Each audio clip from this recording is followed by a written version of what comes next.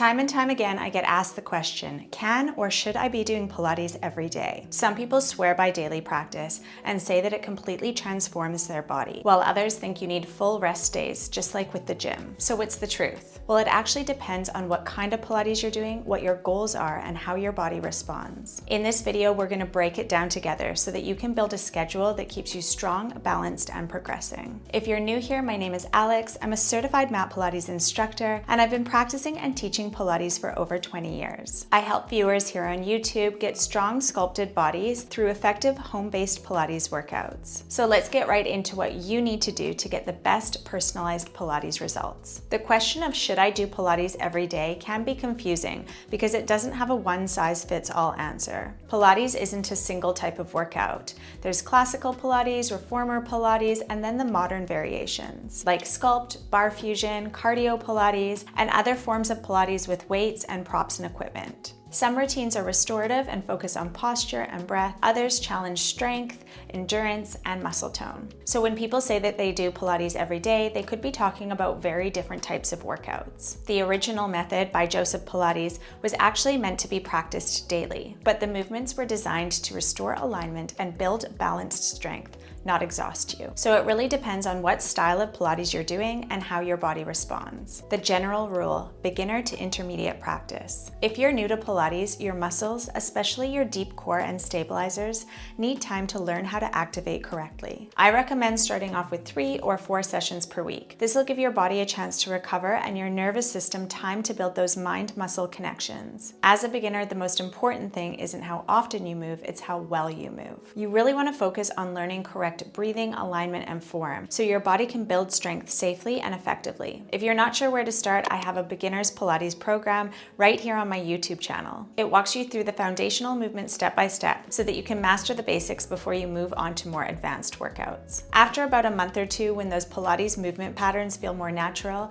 you can move on to practicing 5 or 6 days a week or even daily, as long as you vary your intensity. At that point, you can factor in rest days as needed, but remember, recovery isn't always about doing nothing. When practicing Pilates, rest and recovery days can include light workouts, cardio, stretching, and mobility flows. So yes, daily movement is great, just not daily maximum intensity. How it changes based on your goals. If your goal is building muscle or strength, if you're using dumbbells, resistance bands, or ankle weights, your Pilates technically is a form of strength training. You're creating muscle micro tears that need to rebuild stronger, so recovery is essential. In this case, aim for 3 to 5 challenging workouts per week and fill the rest with stretch, cardio, mobility, and restorative flows. When you skip recovery, the muscles can stay inflamed, and that's where the progress can stall. You actually build tone faster by alternating challenge and rest, instead of pushing yourself hard every day. If your goal is weight loss or overall toning. If you're working on overall fitness or fat loss, daily Pilates can be amazing because it improves circulation, posture, and muscle activation, all of which support your metabolism. What matters most is variety, so mix in sculpt days with cardio Pilates or brisk walks, and then follow with slower, more mindful sessions. That consistency of movement helps to keep your metabolism active, even on those easier days, while still allowing and supporting recovery. If your goal is flexibility or mobility, Pilates is one of the best ways to improve flexibility safely because every movement builds strength and control through a range of motion. If mobility or posture is your focus, daily Pilates practice can be fantastic. Even 5 to 10 minutes of daily stretching and core activation can make a huge difference. The key is consistency, not intensity. Over time, you'll notice increased flexibility, less stiffness, and better alignment. If you're recovering from injury or managing pain, Pilates can be incredibly therapeutic. It's low impact, joint friendly, and it helps improve balance and stability. But recovery Pilates is about retraining movement patterns, not pushing limits. In this case, daily Pilates can really help, as long as you're focused on breath, alignment,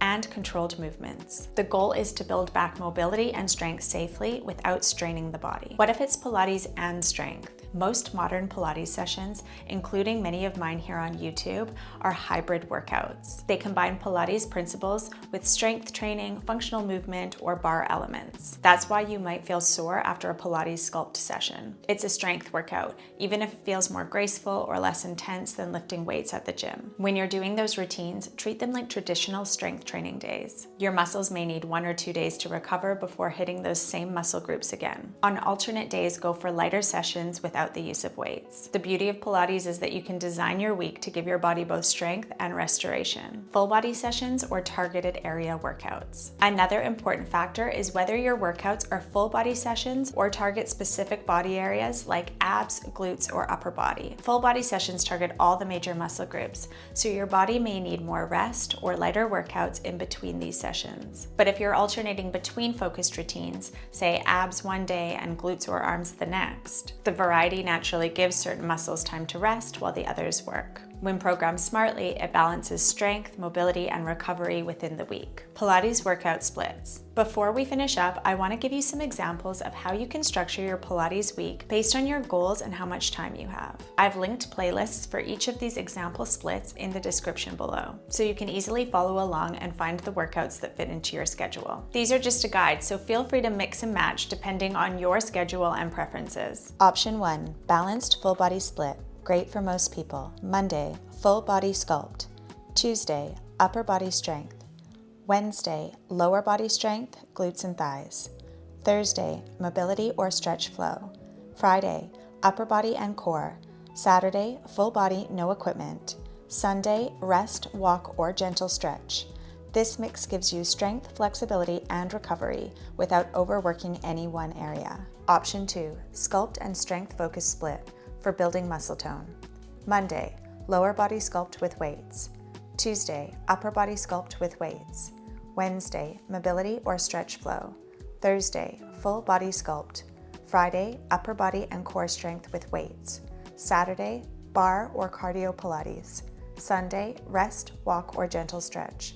This one alternates muscle-focused days to allow recovery while still keeping the body challenged. Option 3, gentle and recovery-focused split. For beginners or stressful weeks. Monday, gentle full body. Tuesday, deep core and stability. Wednesday, stretch and mobility. Thursday, glute and thigh activation. Friday, standing or wall Pilates. Saturday, gentle full body. Sunday, rest, walk, or breath work. Perfect if you're new to Pilates, recovering, or just want to feel more connected and mobile. So yes, you can do Pilates every day, but not every day should look the same. Think of your routine as a cycle of strength, stretch, and recovery. Some days challenge you, other days restore you. And together that creates real, sustainable results. You might be tired of hearing this, but it is important to listen to your body. If you're sore or tired or notice your form is slipping, that's your cue to pull back or shift focus.